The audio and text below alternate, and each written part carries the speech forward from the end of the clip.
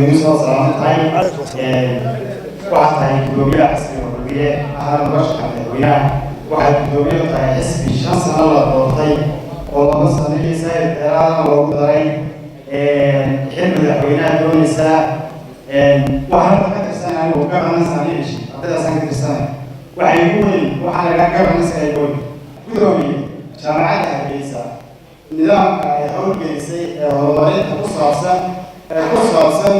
إن ضغط الجامعات اللي كشفيها اللي هم كشفيها القصة أصلا administration هي نظام مو ديال بروتي كدولة عام كقدومية عام كمرشح عام كمدحوية عام مسابقة ديال بروتي هنا محكمة ما دام الأرض هنا هاي نظام هاي اللي هو جامعين ديال بروتي هنا اللي شكاية إلى محكمة دولتنا تدخل كان 60 قاعدة جامعة إنه وحكم عملية ضدك وحكم رتبة وحكم وحكم إسلامي وعن مسيح وجرينا وهذه الله إن عندك صوت يوم ما ضدك هذا هو الاسمية هم الاسمية سؤالها وقعوا الطارئة إيش بيصير لو يجوا بدين الدنيا سيسوي شيء مكان كسبه وحن حقان كسبه أنا شو اللي ما تصدق أنا شو أنت كده لسان سوا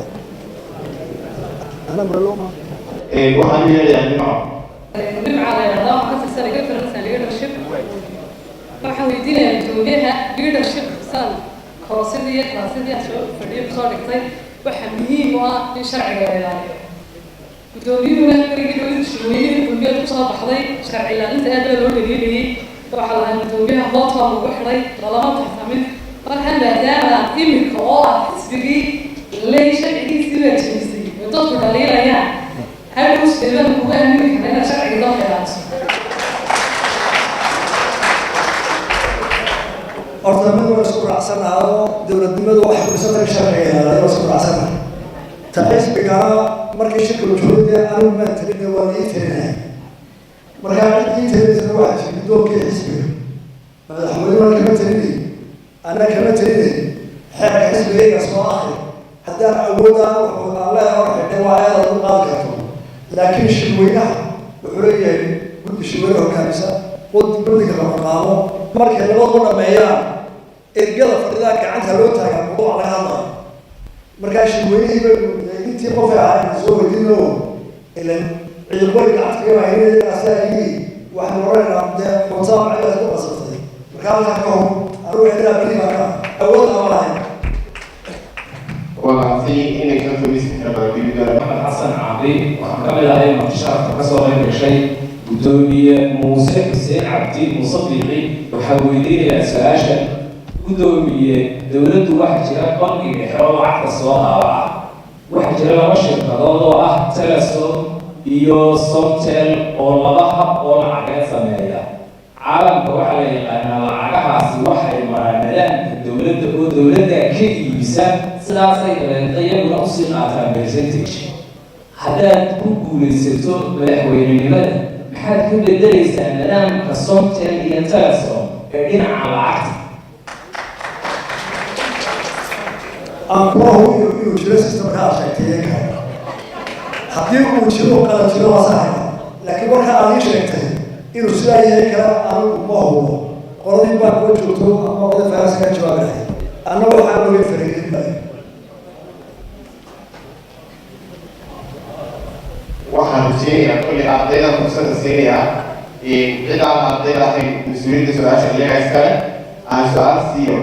daahir oo halkaa fadhiya oo ka tirsan ardayda project managementka kana shaqeeya mid kamid ah hay'adaha caalamiga gudoomiye sharafka waa islaamay gudoomiye waxaan doonayaa su-aal ka weydiiyo arrin hadayna haysa waddankeenu wuxuu ku jiraa xaalad abaareed oo aad u daran dowladdan hadda waddanka ka talisa ee kulmiyana waxa u qaabilsan hay'ad la yidhaahdo nala inay la tacaasho arrimaha waxa noocan oo kale waxaa moodaa in ay ka maqan tahay hoolkeedii xaaladda waddanka maanta ka tahay ma aan arag howlgal ay samaynayso mana aan maqal in xilkeedii laga qaado idinka kulmiyahaan dowladda hadda meesha ka fadhiisa howlkeediiba waxaad ku wareejiseen wadaadadan fundraising inoo sameeya kulmiyahaanna haddaad dowladda soo socota noqotaa sidaasay sii ahaanaysaa mise howlkeedii hayda waa soo celinaya wadnaasanta hay-adda naraad lagama qaadin awoodeedii haddii aynu egno waxay hayso waxay ahayd inay soo sugto daatada iyo saxaabinta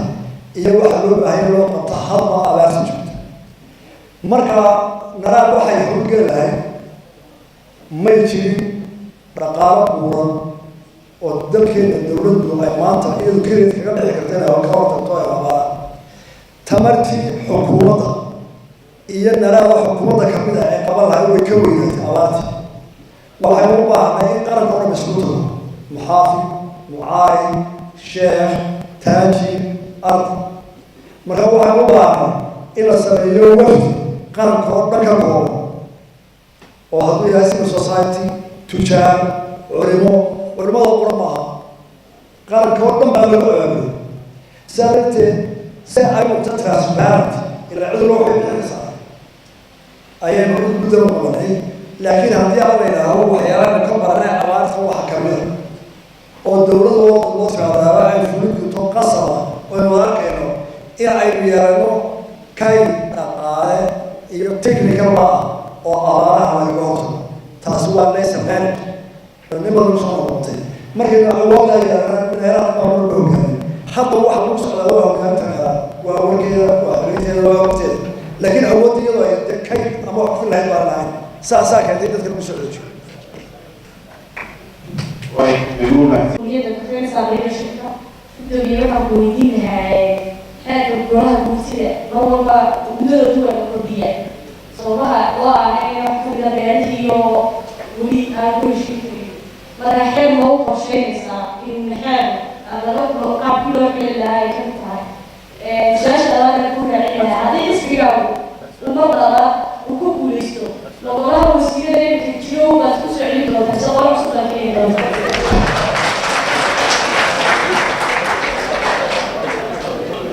su-aasha hore Somaliland waxa weeyaan dhaliil ku soo baxday qaran ahaan in mar walba doorashooyinka ku hooyo taa ciidan kuma faraxsanaa inna waa arkayna oo guriguryo arrintii loogu talagalay kanayska ayaa marka qaarkood si jira sana loo isticmaala taa waxlajiibaayo laakiin kulmiyaha maanta jooga arrintaa waa ka beri korkorintaa qaranka raacaysa madaxweynaha maanta jooga isaga oo shantii si daba hablo u yidhi aan doorashadeenaayo marka hadduu mar madaxweynihii aanu geeri maayo horaas ka dhigay kulmiya maanta mutuhunaayo inuu dhacaysa lagu heshiiyey waayo ninkii dib jiri lahaa isagaa markaa sheegay loo sameeyay madlabaadkii dambeeyaa lagu horiyaa markhaataa ka hayda ramadan mucaradka haddee lagu hormar oo sidii qaban maayo doorashada haddana waxaa doonayaa in dhalishii meel lagu soo dhigay laakiin waxay u baahannahay historikeenu meelo badan baa in loo eego arrinta gurtigu historian bay maanta in loo eego waayo ilaa hadda laga heshiisa loo doorto gurtiga waa dhax dii manaad iyo dhaxlaysa noqotaa wax su-aal noo taala iyo dhalinyaraha waxyaalaha kale ee jaaska u baahan in dastoorka la heshiyo dadka laga sugaayo inay soo bilaabaan oo ay aqoon u dhisaan oo dhiiri geliyaan oo ay ka oleeyaan waa aqoonyaha jaamacadaha kowga tiidu haddaan ku soo aabshaan dastoorkeeda kuwa la saxaya laakiin haddaan aqoontiina mala fadhidaan isaa loo saxaya boqolka meesha lama saxaya marka waa arrin qaran in dastoorka dib loo eego iyo shuruucdeena oo aynu amendment samaysano waxyaala ay hor taagan meelo badan oo gurtaas ka mid ها كذا وسيله وسيله أرضي كحاكة إيه كلام حاسي من صولا وسيله أوش غير ولا مش غير ولا كذا وبعدين وعندي سؤال كل اللي بقى ما يبغى يهلا بسؤال تعالوا يدينا إذا ما كنت كثير إذا حضر في هذا السؤال السلام عليكم وعليكم السلام ورحمة الله سؤال شيء هاي هو اللي يحكي عن ما هو هذا الكلام السياسي ولا عارفين مش حواسه شيء بدو يبيس ولا شيء لما قال هو اللي مش taageerno oo soo saarno hilibka oo loo kala taageeray dahabkeega xoolaha iyo su-aasha weydiinaya koobtama murashax ahaan haddaad kusoo baxdo haddii aan eegno xukuumadda maxaad u ogoshahay dumarka madaxweynaha magaca wasiirada iyo agaasimayaasha bulshada oo ogosina maxaad noo ogoshahay waxaan ku ogola in dadka Soomaaliya ku nool boqolkiiba koob ku tahay ay haweenka badan yihiin waxaan ogolahay in dumarku dalka marka la eego lix jecel badan ragga inta badan wuxuuyiin waa nabada iyo wax dhaqaalinta leeyihiin waxaan ogolahay misalahay markay tala adag timaado ee loo baahan yahay fikrad lagu kala hogaamiyo inay dumarku ragga kala wanaagsan yihiin sida ay noo soo mareen asxaabtii oo ah sanadka ugu adag ee ay u qoran markay siyaasad tiraada ee ka taxraaca asxaabtu xuridiya sallallahu alayhi wasallam markii maxamed ay ku qaateen ee yiri marka ka noqon maanta geedkiisa ka asxaabtu waxaa isku yimaayay ee xataa lagu heshiiska magaca leeyahay ku qoray rasuulka maxamed oo qor ee waday asxaabtu ay rajaynayaan noqotay taladii guuleystay xaaskiisa ka soo baxay waxaan ku tiri markii toban ruux ay isku baharay aad xiiro oo cimrada halkan ku sameey ee fiiriyo in ay kasara waa loo waxay soo waxaa dadka loo guuray loo gaaro ilaa loo guuray waa xaaladaha loo adeegay inta hogaamiyaha marka loo qaato marka dadii loo baahay toga kuna asxaabiga umar waxaa ku jira sabab afar ku jira caalamka dadka gawa haysto gabadha soo saasaba qosan مرات عمر بن الخطاب وعند الله ذكر سبحانه وتعالى أيام بس وتعالى توتنوع يقول هذا هو اليوم هذا اليوم إذا ما أحد ما كان شيء عمر بن واحد هذا هو ولا في سامي شيء خضع عمر وصار دماء وعواق الضرب كما ما صحته تذكر عمر ولا ساسا سنة واحد عن طريق مرة تقريبا لو صار بين النص هذا سيشلو إن شاء الله راح نسافر. سؤال شيء الكون الدنيا والدنيا واحد تعالى حسب الكلية ورميه درشنا لو كل طبعا وحقوق عليه إنه صار سيطرة حكومة قوما وطيرة ونتي على وقت القصير معنت حكومة الملك بسنتين بلا وقت way koobeen maanta isaga warramayna intii marayso 8 bil ku dhow xafiiskii lagu shiray oo qaadayo qaabka jooga ku gashay adiga musaaxa haddii uu doorto waa madaxweyne noqoto si hadhow aan meel ugu qorano xukuumadda aad soo dhisi doontaa tayadeeda iyo tiradeedu maxay noqon doontaa horta xukuumadda yareen iyo badiba magacay muxuu maxaa labada lagu qasbaya dadka odeeya marka hore dadaalna waxay leeyahay xisbi dowladooda tii ciyaarada tii cadaalada dowlad kooban oo tijaabada faysal dowladeedaas oo kooban oo tayaar oo intaas arkay isla dadkii odeeyay oo intoodii waxay kooban markaa dhisto dowladda halmudana gudooyinta kama halmudana adoo caawa maalmiisa inashooda gelinaya dadka ku soo doortay shacbi codkooda dhageysanaa maqleen waxba mayl ahoo aan hore isku ogaano oo isaxaxan noqonade dadka ogolow dee kor dadkayga ku jirtay ma aha inuu gabashaysan tahay laakiin waad dhegeysanaysaa shacbi wuxuu xaaladda dalkan ku jiro ayaa madaxweyne walba marka hore ku yahay jisiisa ku qasbaysa adiga isma naqaano waa gurigala dhowr bishuma qorada la shaqeeyo hawlada hayso ma qorada se eegaysa ku maabusho hawye dadka aad u saayso kii ma haystee in habeen baa lacagta u soo intaas ciidu saado oo ugu qasbo markaa madaxweynaha xukuumaddiisa oo dhammeedahay dhaqaaq نقاش هذا صاير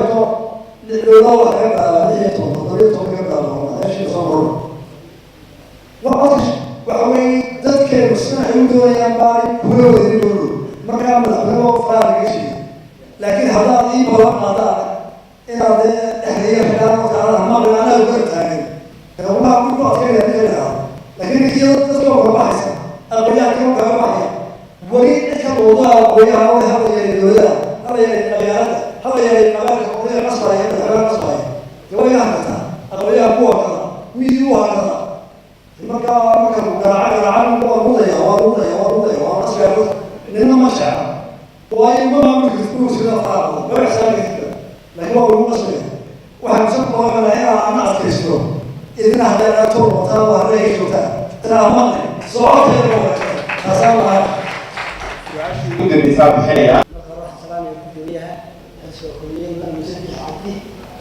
نحن دولنا السؤال لا أفضل الفيديو كلية مدام وسائل كسر دتي وفوق بين كتير بس هذا شيء حقيقة فيها أنت بدل مدرسة حسوا كلية حدود دولار برنامج شيء يعني بحسبان وحسيب لما يستند وحسيب وين دولار وحسيب لما يستند دولار برنامج شيء حسوا كلية وثالث قطعي أنت بدل تاسع على حفلة برارة حسب دولة الحكومة سائل مش حكومة حكوشة إن أي برنامج شيء أي تراجع شيء بقول كيما تبعت سجاش الدواء أنا صدمت أنا دموع ستة من الدنيا حلاي من الدنيا من سبب حاجة كده عاد من سبب إن شاء الله ما تكتبه بس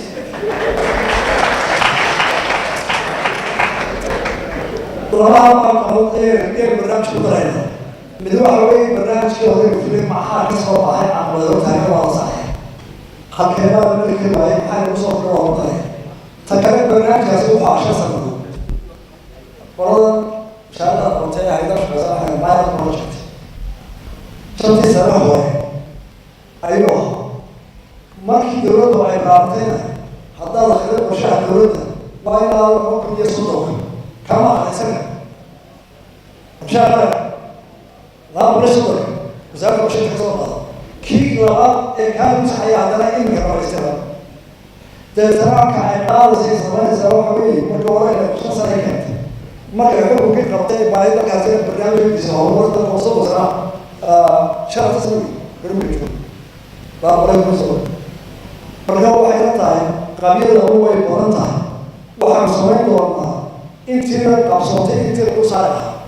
annagu waxaan qabnaa shantii sano inay DSSP iyo dhaqaalaha ka gudbaan boqol badalba way saaray marka haddana lagu qabto inuu guuleysano iyo ka dambeeya iyo wiilkiisa barnaamij siyaas adag loo la iska daba dhiso oo dad raacay waxaan doonaynaa kulliya inuu ahaado dee xisbi generation سنوات راسه ولا هذا AC حزب الديمقراطية الأمريكية كان هو يحتاج يعني في الناس ما يصدق يا معلي ولا ما إن شاء الله والله حق المساعدة مضبوطة حمد داري ركز له بهذا هذا هو الموضوع هذا يا ما زلت سؤال أنا